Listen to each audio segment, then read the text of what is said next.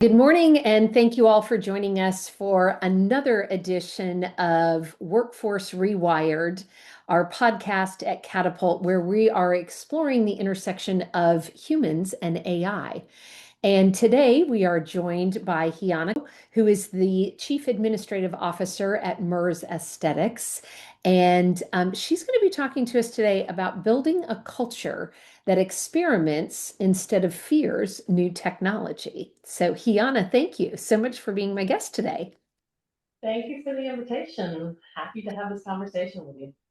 Well, you are doing some really cool things around the intersection of humans and AI there at Merz. And you, I think, also have a really good eye for discerning between what is hype and what's a fad versus what is something that's going to stick around. And so I'd like to kind of start off with that question.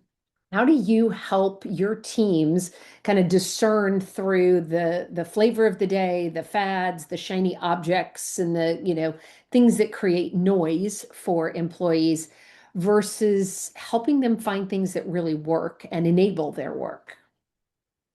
Yeah, no, it's a great question, especially in the times that we're in right now with the onset of, well, GenAI. We say it's onset in business. It's been around for a long time, but we're seeing the true adoption and evolution of it through the business community. I think the most important thing, twofold. One is that when the shiny new objects enters into your radar, one, does it support and will it help enhance your business strategic priorities? Right? And so question number one.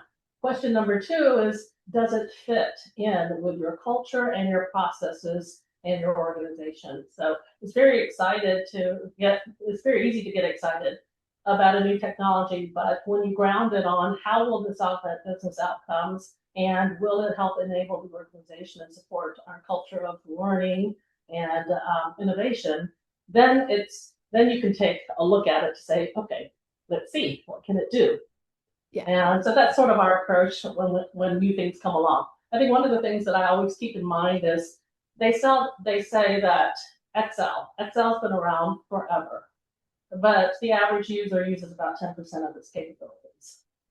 All right, and so it's easy to get excited about all the bells and whistles, but before you're going to learn how to drive, let's learn how to walk, run, and take the baby steps necessary. And you at Merz Aesthetics have done some really cool things with AI. I know every time I talk to you, I think you guys set the bar high for early adoption within a workforce philosophy, right? As an enablement tool, as an additive tool for productivity. So tell us a little bit about that journey that you've been on. Yeah, I think it started 2 years ago when I attended a conference, and it was a little bit intimidating at first hearing about how so many verticals within the business community have already adopted and utilizing, obviously tech being extremely advanced. And then it piqued my curiosity when I saw some of the capabilities and some of the demonstrations of best practices where this would be applicable. So we came back and we regrouped with the team and said, this is something that we should take a look at and research. And we formed a SteerCo, a cross-functional steering committee, a representative people from our legal department, from our IT partners, and also the business partners to take a look at it holistically as a group to say, how can we do this legally compliantly and make sure that we have the right guardrails, yet at the same time not hinder innovation, curiosity, and exploration and experimenting, and how will this help augment the business priorities, and timing wise, when is the right time for us to introduce something like this to the organization? So we really decided very early on as a SteerCo to be intentional and drown out the noise, and not, oftentimes you want to be the first mover and really taking an assertive position into trying something new. But we said this is something that we need to be intentional about. We need stakeholder involvement. We need to really make sure that if we're introducing something like this, that there's really no playbook on, right? So I think in the last 7 years, I described the two, black swan events. The first one was COVID, no playbook on COVID, so everybody was in it together, trying to figure out, how we're going to manage and lead through this. And I think the second one is the introduction of GenAI into the business, world and area, because again, aside from the tech sector who have been familiar with this technology for a while, for the business community, it's really figuring out how can we leverage this tool. And so everybody's sort of in the same boat, exploring at the same time.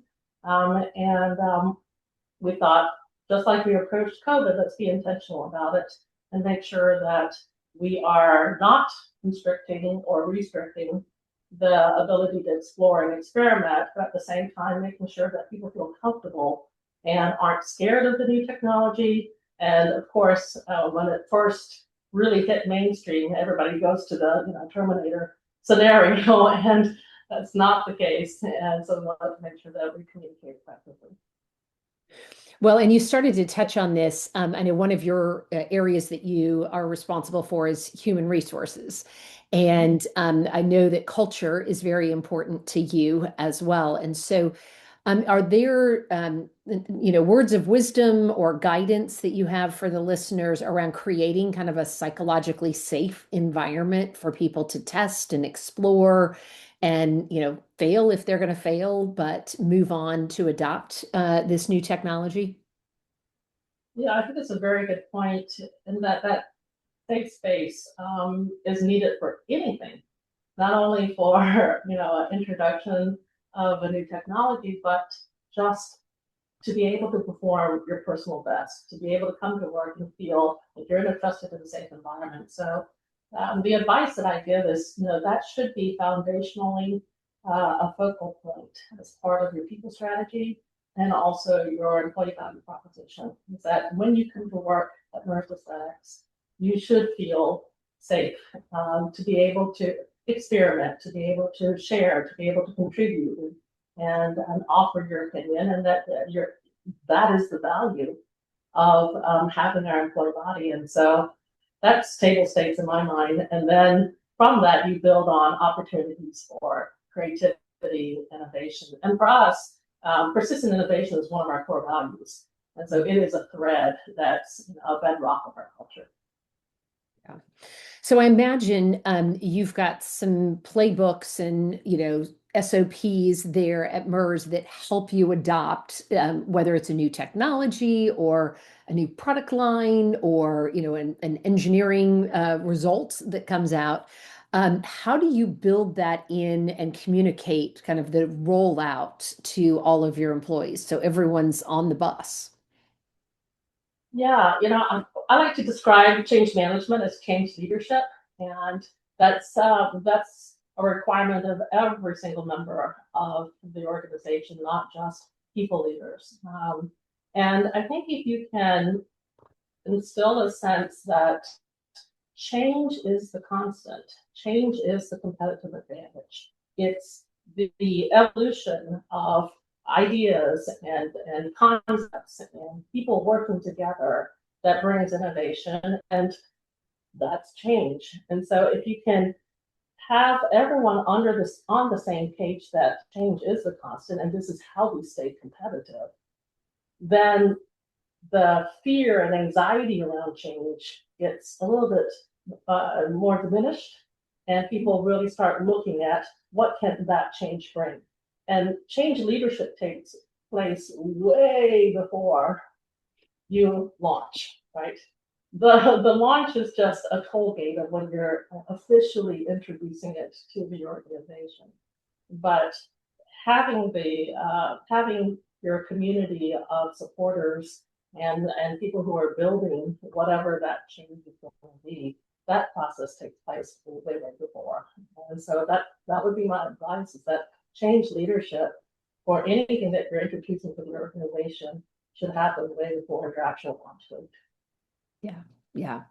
It's it's new to you, right? At the time that you hear the information, it's new, but you have to realize that everyone else is hearing it at a different time. And I know we work with a broad spectrum of members who call us for advice, and oftentimes it's trying to figure out what's appropriate for that particular organization at that particular time, given the culture and given the willingness to adopt that change. It sounds like you've built a culture at Merz that really embraces that change, right? Your persistent innovation theme that you have going through. And so when you get a culture like that established, it probably makes it a little easier for you to experiment and try new things without that fear of failure. Yes, especially when that persistent innovation, deliver trusted results, and commitment to customers and colleagues are our three core values.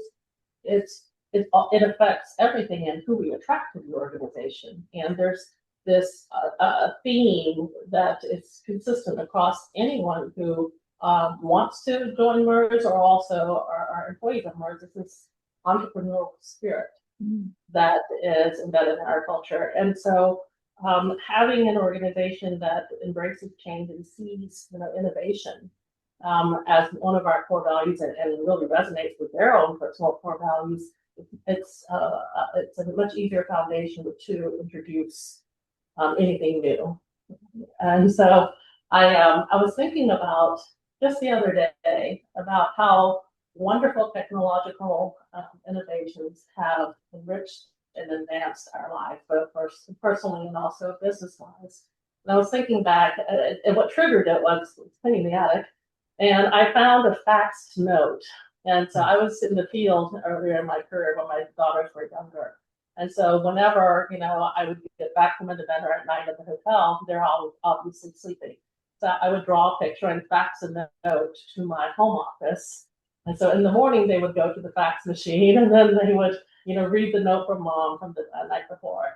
And here I was this past couple of months, I was traveling a lot internationally, and I thought, how wonderful was it that, I was in Korea, or I was in Frankfurt, and I could just pick up my iPhone, and that same daughter who read my text, read my fax, letter so many, many years ago, she's now going to be 30 this year, and I can FaceTime her, and I can see her and connect with her. And so I've always been an advocate of technology, and so anything that can enrich personal life, professional life, and also advance the business, sign me up. Yeah, yeah.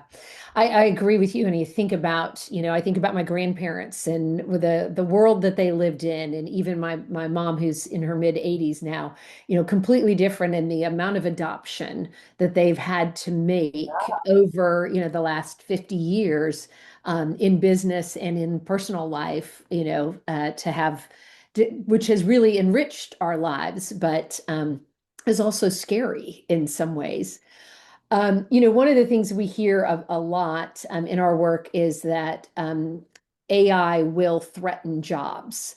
And that it's harder and harder for the young college graduates to come out of the 4-year schools and find work now. Do you have any examples that might counter that philosophy where you've had positions that were transformed or changed in a good way rather than being eliminated because you were able to adopt Gen AI? Yeah, I think combination of not just specifically Gen AI, but AI enablement and augmentation within the tools and systems that we use. Before or right after COVID, a new role within the HR function came to being, which was employee experience, right? And so having dedicated leaders of employee experience that really look at what are employees experiencing work, whether they're working remote, they're working hybrid, whether they're working on site, and how are their experiences and communication and connection to the company. And being able to dedicate resources to look at that, to meet the different employees where they are in their cycle. We could have only done that through the automation of a lot of HR processes.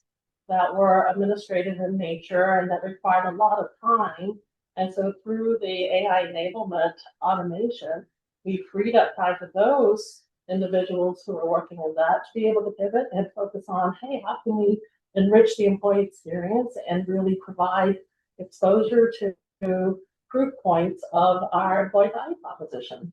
So one example within my function that I could readily think of. Off the top of your head, yeah.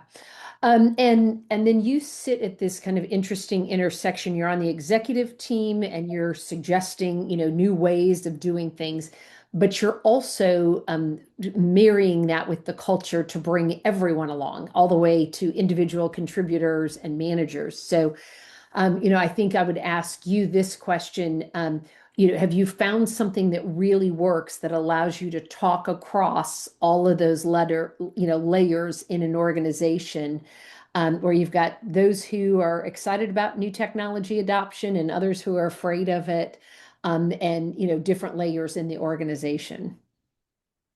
Yeah, I think the most important thing is to communicate and bring insights to the entire organization about the technology and what's happening in the business world and also in the world in general. AI is being talked about in all different news outlets, and there's already so many white papers on research and impact. But to demystify it so people really understand what it is that everybody's talking about, the difference between AI and Gen AI. And because AI has been around for, if you're shopping on Amazon, you have experienced AI, right?